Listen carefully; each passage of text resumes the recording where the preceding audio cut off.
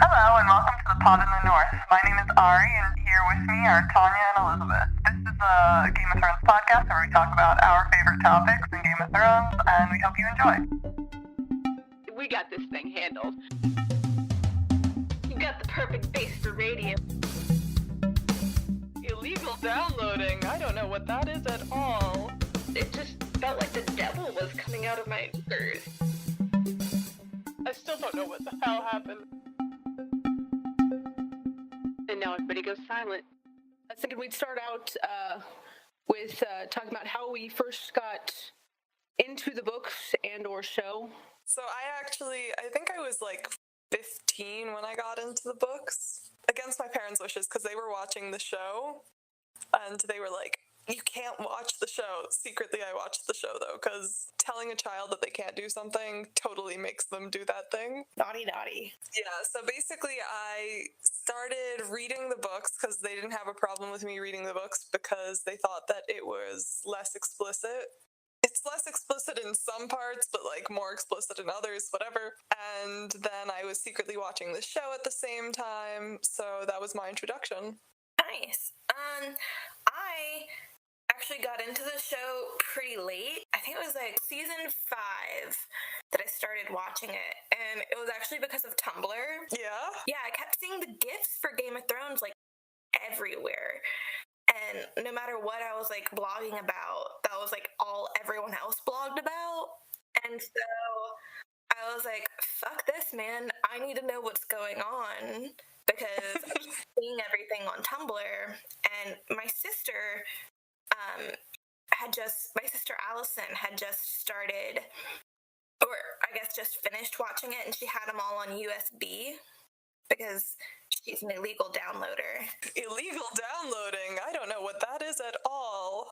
I wouldn't know that either. You know, it was the John dies gifs. Those were everywhere. But yeah, so, and I had to know, like, what the fuck was up about this dude dying? Like, why is he so cool? And so she gave me the USBs, and I, like, binged them, and I was like, holy fucking shitballs. I need to, like, why isn't the new season out already? And so I was hooked since then. And I actually didn't want to read the books until the show finished, because I'm so weird and like I hate reading things after I started watching them first. But then Cal, shout out to Cal, made me feel bad and about never watching the show, about never reading the books and like needing that book knowledge. So finally I gave in, and I'm on a feast for crows, going very Which part? slowly. Like in the middle? No, I'm still at the beginning of the feast for crows. Mm-hmm. And by the beginning, I mean I've read the prologue so far. Yeah, I felt like that was kind of the slowest book for me. It took me so long to get through A Storm of Swords. The best parts were, of course, my girl Sansa. Love her. But I don't know, every time I have to read a Tyrion chapter, I kind of want to like shoot myself in the face, and I stop reading for like a week. That was me with all the Iron Islands chapters. Like, I would just get through them so slowly, but I forced myself to read them. I still don't know what the hell happened in them, but I want to finish A Feast for Crows by the end of the year, just in case George gives us the Winds of Winter next year, so I can be like almost caught up. But I feel like it might not happen. I don't know. We're gonna see. Wait, you finishing it or him actually publishing? Both. oh, him publishing. Both are on very unlikely terms, but we'll see. What about you, Tonya? Well, I started reading way back in my senior year of high school when the first one was actually published. Good Lord, that's forever ago.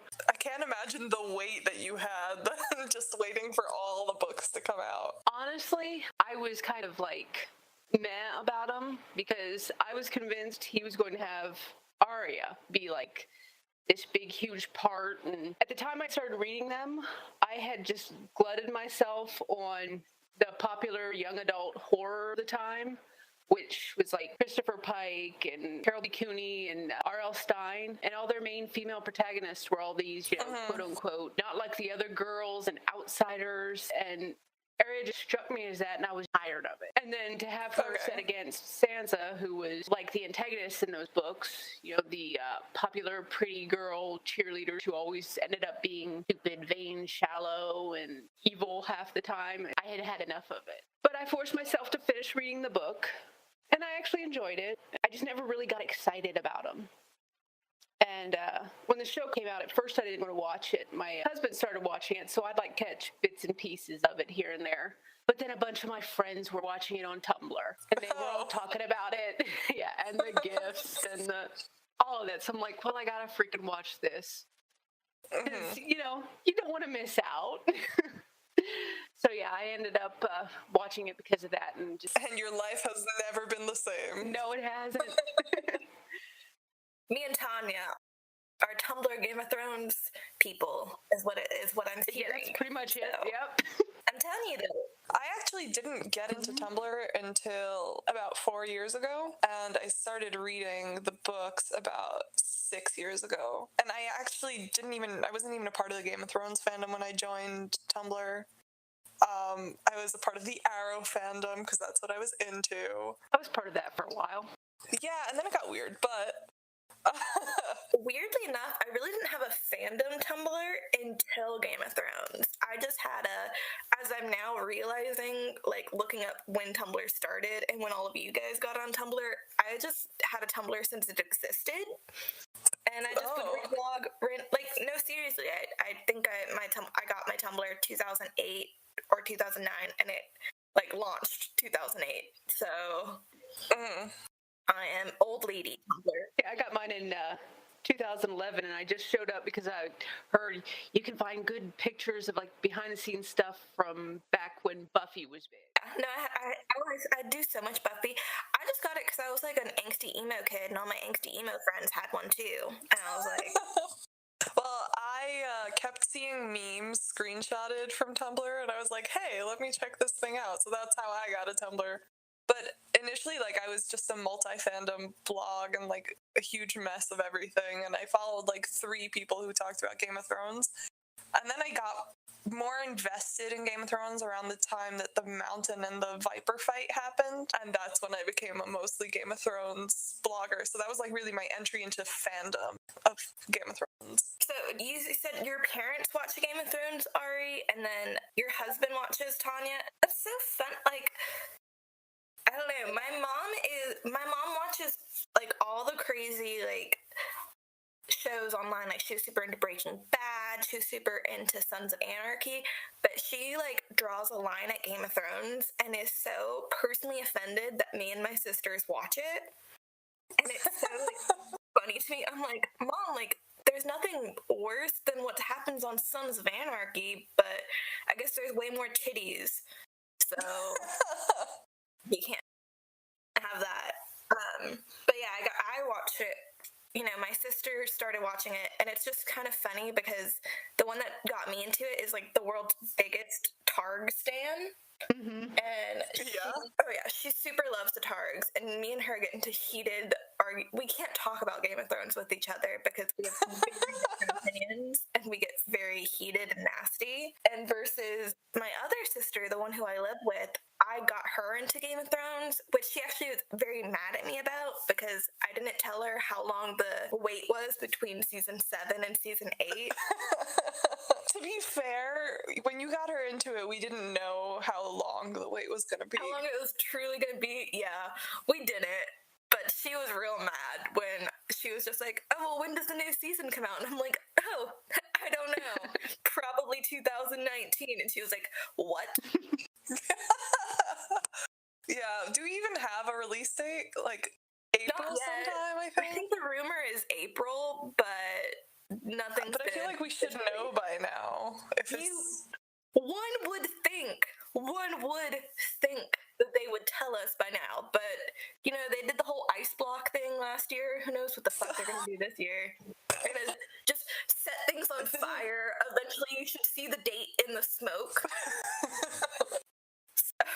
Yeah, we'll try to divine things from the fire like Melisandre. I wouldn't be surprised if that's what they did. I really wouldn't. And that's saying something. They're going to do something absolutely, like, completely insane. I can guarantee it. Mm-hmm. But me and her actually have a lot of the same views on a lot of things. She doesn't believe in Johnza like me, just because she doesn't want John to be a creepy incester, ironically, and she doesn't like that he's with Daenerys either, because she doesn't want him to be a creepy incester. Well, at least she's consistent. I know a lot of people that are meh about all the pairings in Game of Thrones because they're like not interested at all in that kind of storyline. They just want to see what happens at the end. See, me and my family, we're very romance people, so we like things, like, it might not be our main thing, but we're definitely invested in it because we like to see those sort of things happen. She's very torn on, she, like me, is very torn on the Brienne situation, which I know Tonya will not like. What Brienne situation? Well, because she likes her with Jamie, and she likes Jamie, even though because he has a good heart, even if it's an incest-filled heart, and she hated him at first. Like, my sister, at first, like, she hated Jamie. He was her number one, hate you more than anyone. Mm-hmm. But now she likes him because of Brienne. But she also loves Tormund almost, if not more than I do.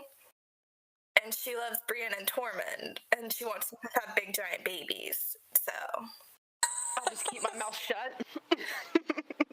I know you hate Tormund so much. It's not that I hate Tormund. It's just I hate that pairing. I'm a slut for it. I'm sorry, Tonya. That's okay. I think that they set it up a little bit like cringingly. Like, yeah, the first time he looked at her like longingly was kind of funny, and the second time it was also still like, wow, look at this guy speechless over Brienne of Tarth. That's never happened before, which is like great for her, but also she didn't seem to be enjoying it. And then he starts talking about how their children will be big as mountains, and he's just not into it. Yeah, she's not. If she was like a little bit flattered by the attention, I would be like, okay, this is cute. But since she's not into it, I'm not into it either. Yeah.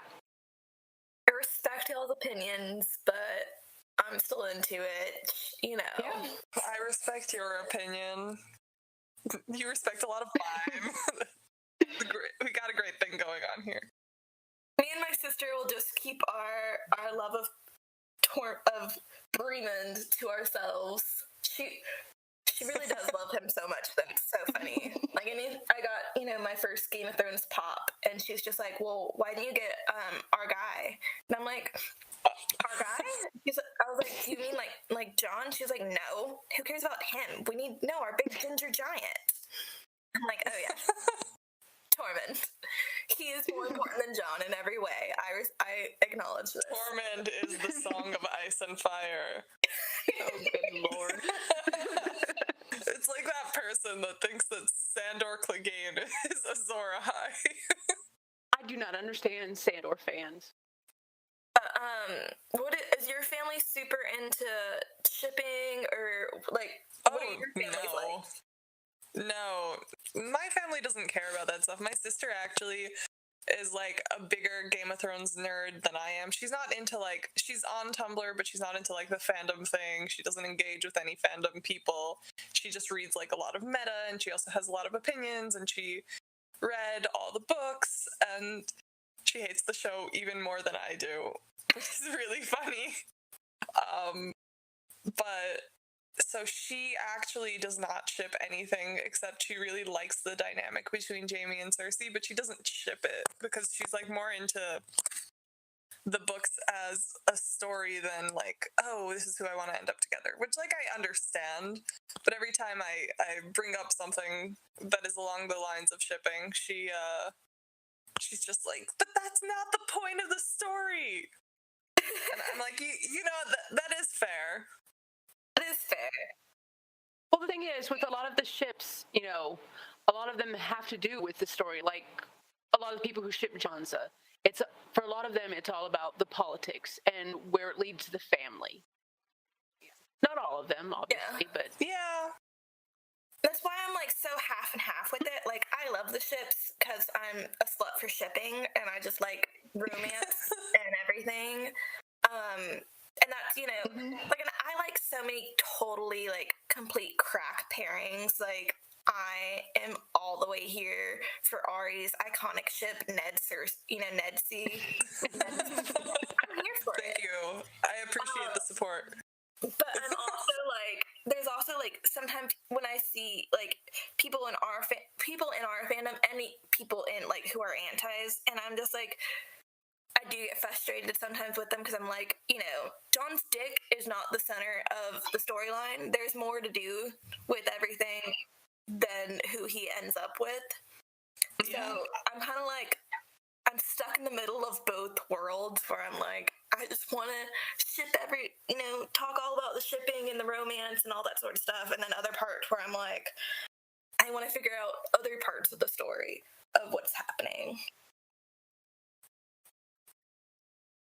For me, my crack ships and everything, that's for, fanfic and joking around. But when I'm talking about the actual show, I want to talk about what's actually possible. Like, people bring up, oh, good Lord.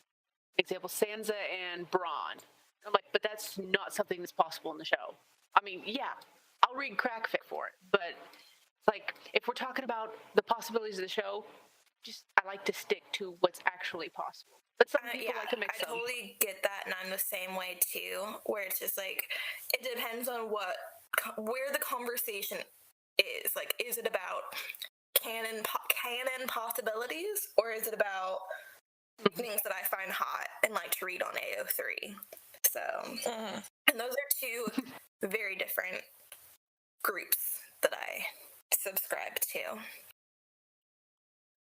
Personally, I think that shipping is all well and good, but in the end, we don't know what's going to happen because George Martin has not released anything. So George, give me the goods. Yeah, he hasn't released the ending. We don't really know. I guess that if the show follows the book ending, we will know some stuff, but it's not going to be like the whole picture that George Martin, hopefully, if he doesn't die soon, will paint for us. George has been forever, Ari, through pure spite and will, and yet he still won't release the last 2 books. That sounds like him.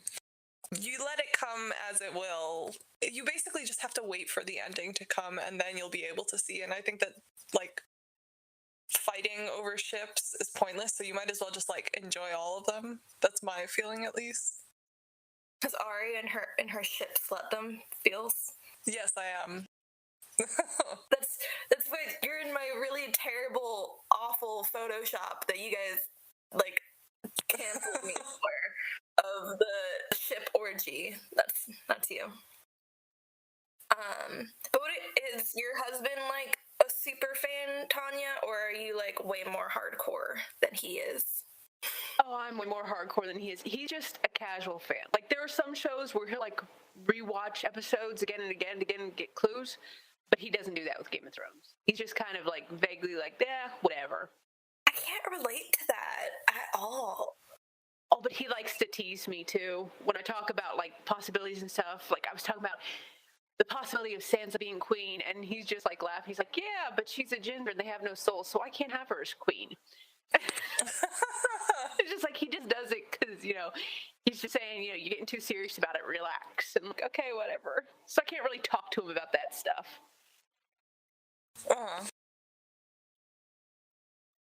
I can somewhat relate. I have a lot of show casual friends, and the only one who I allow to see my dark side, as I call it, which is my super ship intensive side, who also watches the show.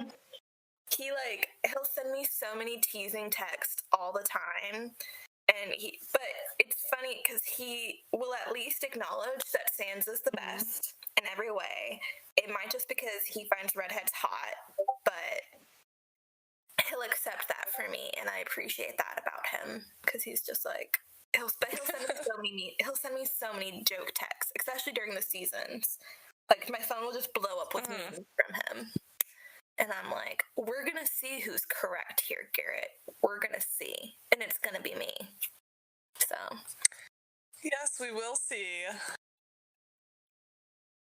I was talking to my husband right about the time that they got during season 7, right as John bent the knee. And I was telling him, like, it's obvious he's just pulling one over on her. He's like, what are you talking about? He bent the knee when she would already decide to fight with him. I'm like, yeah, but he woke up. They were still on their way south. He's like, no, it was before. I'm like, no. It just shows he doesn't really pay that close of attention. So you think that he bends the knee to ensure that she comes back north with him? Oh, yeah, because he already saw that she wasn't fully committed. She was still focused on the Iron Throne, even after having lost her dragon. Yeah. My sister, the one who I live with, who I can talk about Game of Thrones, she's kind of the same way with that, but more so, anytime I talk to her about theories and stuff, she's always just like, oh, but, like, is that what actually, happens? And I was like, well, it's a theory. And she's just like, oh, well, then you don't know. And I'm just like, but it's a theory.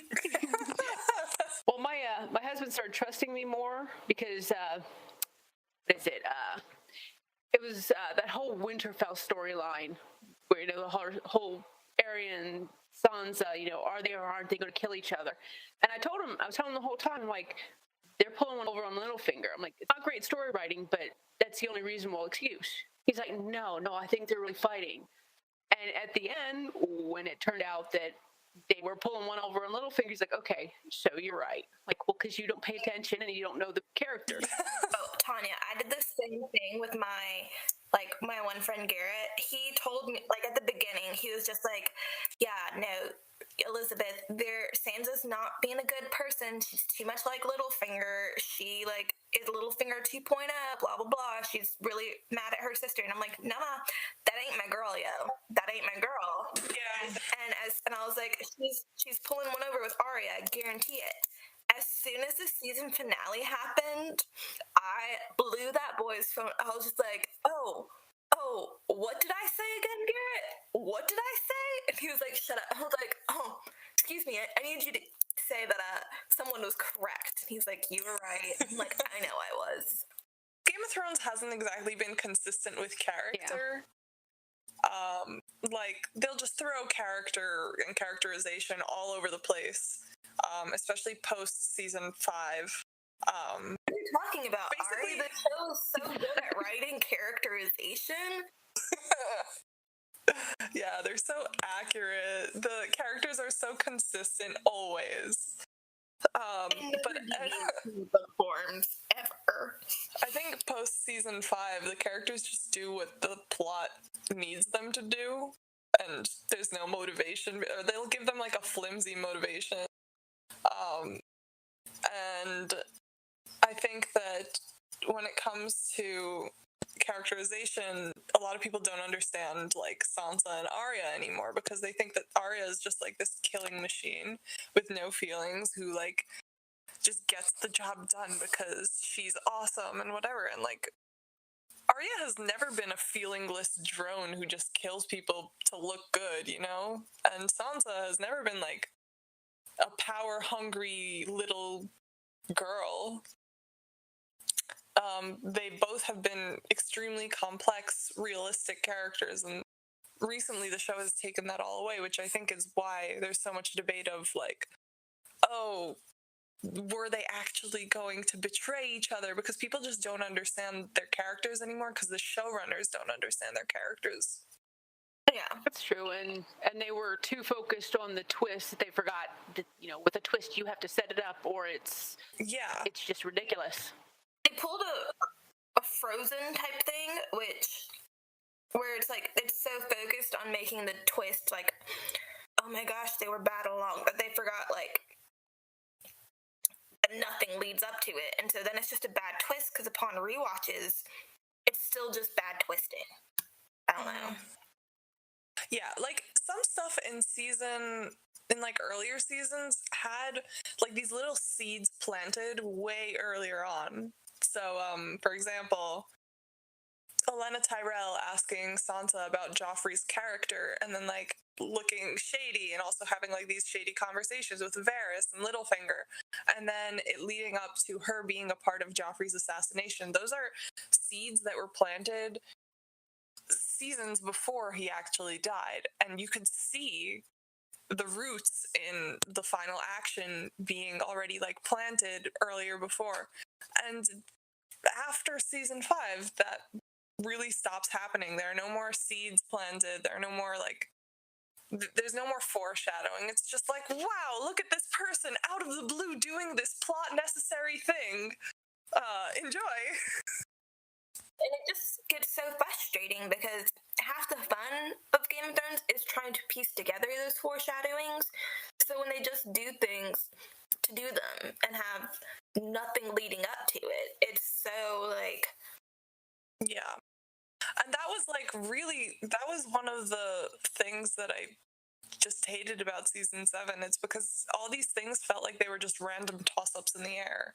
I didn't feel like this had been building for a long time. So Jon and Daenerys, in episode 2, Jon gets a raven from Tyrion saying, come meet Daenerys. And then in episode 3, already meeting Daenerys, like at the beginning, with no anticipation. It's just literally like you blink and it's already happening. How did he get there? How long did it take? What's happening like in the rest of the world? It just really suffered from the lack of anticipation. And the faster pace is not working for it. Yeah, I feel like the shortening of the seasons and everything just really, really negatively affected the show so much because of that. Because, you know, for and I get, like, as you're wrapping up, you have to shorten things, but it's also, like, it makes it unbelievable because, you know, in season 1, it took, like, 3 episodes for them to get from the north into King's Landing? And all of a sudden, it's like Jon travels in half an episode from the north, from beyond the wall to King's Landing. It makes, like, it's just, like, it makes the sense of time so completely unbelievable within universe, and it's just frustrating. Yeah, they all got like the teleporting juice this season. Yeah, they all drink. There's like, I forget which season, but like Littlefinger just like teleports from one location basically to another. And so someone coined this term, Littlefinger's teleportation dust or something. And this last season they were all just snorting it. Just doing lines of Littlefinger. Oh god. Hey, if anyone was going to be a seedy drug lord, it would be him. Oh, 100%. He's already a brothel owner, so... Did anybody get any interesting fandom asks? Fandom asks? Like what? Any asks you got sent that were just interesting or pissed you off or just... No one really sends me asks other than to make commentary on Daenerys and her necrophilia kink, which is canon. Oh my god, Elizabeth. Okay. I got an ask recently that I think you might find interesting. So the question was, I have a question. Jon with a reverse dark sigil, Jon with some kind of dragon sigil, or Jon with a laughing heart tree sigil. So like basically what is his sigil going to be after the story is over, if he's alive, which we don't know that he will be. And I actually don't like any of those options. I think that Jon's story has been about accepting that he's a bastard, and realizing that in the larger game, he has to place more importance on things that are actually life or death. So he can't, be whining about, oh, I'm a bastard, I was never as loved or like treated as well as my true-born siblings, and he has to be like, okay, this is the game plan for defeating the others and saving humanity, which was always such like a strong story to me, that he has to like push past all these things that he didn't like about his life and accept that he's a bastard, get over it, and just push through to the more important things. So I didn't like that the show was like, oh, he's really like a prince. It felt like a shiny patch. Like, the meme of like a crack in a wall and you put like a tiny Band-Aid on it. So it felt like they were trying to put like a Hello Kitty Band-Aid over this huge jagged crack.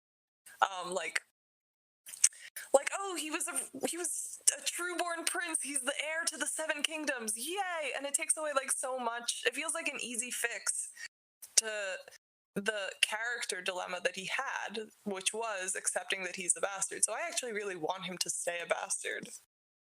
Same, and also for the reason that it makes literally no sense whatsoever for Rhaegar to annul his marriage to Aaliyah, as well.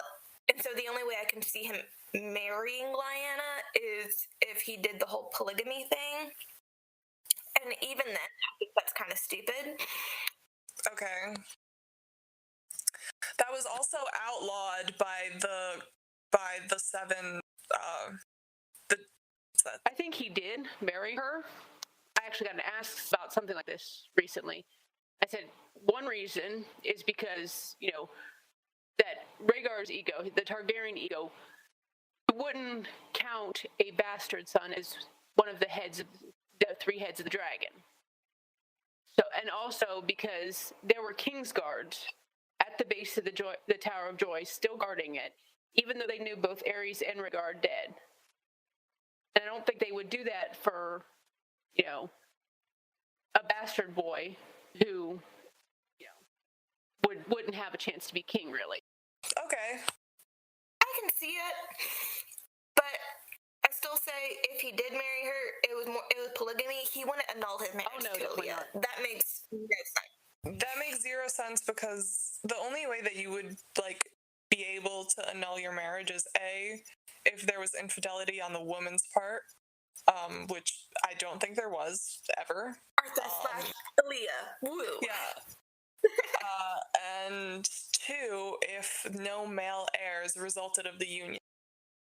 But they already had Aegon, not John Aegon, because I don't believe that that's his name. Oh, and no. if it is, I will shoot George Martin. I don't think they'll even have a Targaryen They name. have the real Aegon. Will the real Aegon Targaryen please stand up? You just see John and his brother fighting over it. It's possible that Rhaegar married Lyanna, but I don't know how valid it would be because the Faith of the 7 actually made it illegal to have more than one wife. Before the series even starts, the Faith abolishes polyamory. I don't think it matters so much how valid it would be. Polygamy. It's just, I think it's something that the people of 7 Kingdoms will latch on to justify him being a king as opposed to, Daenerys. It's not so much how valid it is in reality, it's how much stock they decide to put into it. But I feel like, I don't know, they wouldn't even need to, they wouldn't have had to been married for them to decide how much stock to put into it, because even a bastard son, if he wants to fight for it, could fight for it over Daenerys. I mean, that's the whole Blackfire Rebellion in a nutshell. Okay, but then how to explain the Kingsguard guarding him? If they were told to stay there and guard him by Rhaegar, Yeah, but and Rhaegar wouldn't have to marry Lyanna to say that Jon is a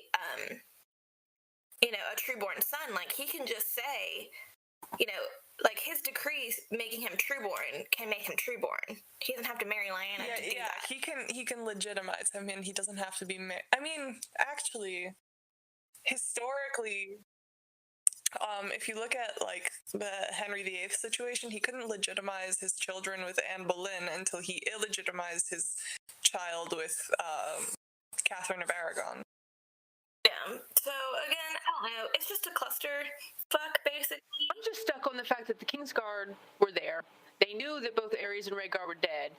The other Kingsguards across Westeros had already bent the knee. Yeah, but it's also Arthur Dayne, who was, one of Rhaegar's best friends. It's not just any Kingsguard. It's Rhaegar's best friend, Kingsguard. Yeah, but would you actually believe that Ned would kill his own nephew? Might. He doesn't know Ned. He knows Rhaegar. And Rhaegar told him to stay and protect his, little lady business and his son.